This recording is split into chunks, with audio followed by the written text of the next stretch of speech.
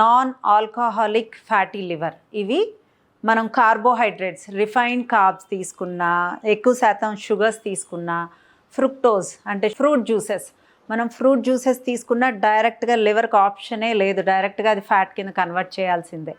Fruit juices అసలు తీసుకోవటం మంచిది కాదు, డైరెక్ట్ ఫ్రూట్ని కన్జ్యూమ్ చేయటమే మంచిది.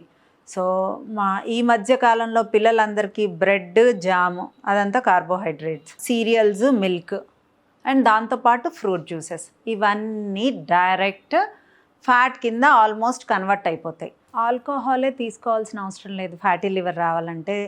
ఎక్కువ ప్రాసెస్డ్ ఫుడ్, ఎక్కువ మనం డేకి మనకి ఇప్పుడు నాకు 1500 క్యాలరీస్ అవసరం, నేను ఒక 2500 క్యాలరీస్ కనుక తీసుకున్నా అది ఫ్యాట్ కిందే కన్వర్ట్ అయిపోతుంది.